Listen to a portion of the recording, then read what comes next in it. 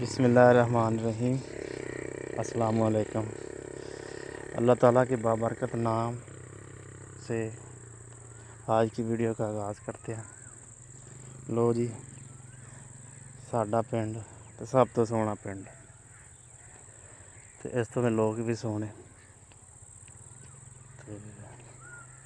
Video बनाने का मकसद पिंडा की जिंदगी दे रहन वाले लोगों के बारे है। ते आओ तुहानूं पहले अपने पिंड का नज़ारा कराइए।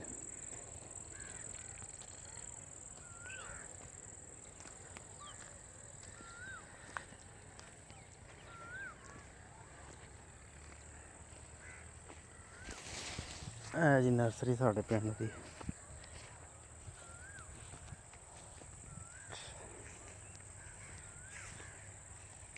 क्या बात,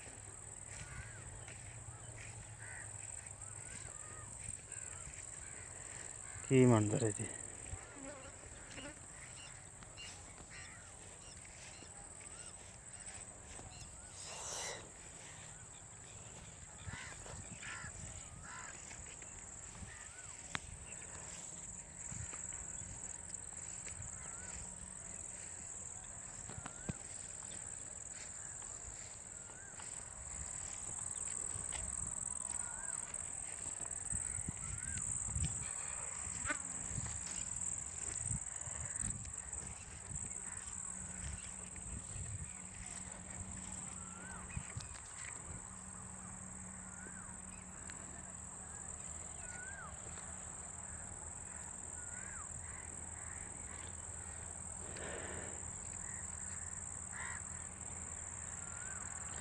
दुनिया जी कोरोना तो परेशान है, सारी दुनिया जिंदे पाकिस्तान भी शामिल है।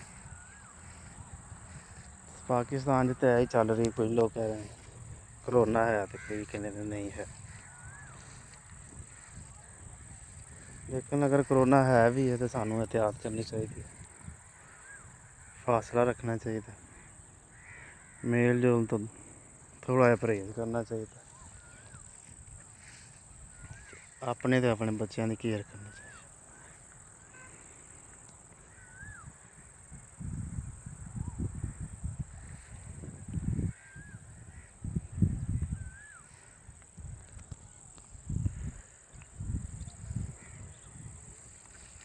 लो नाजरीन, वीडियो तो अज नहीं कोई, तो अगर तो मेरी वीडियो पसंद आए तो मेरे चैनल को सबसक्राइब कर देना, ताकि तो कोई भी मेरी नई वीडियो आने वाली थोनों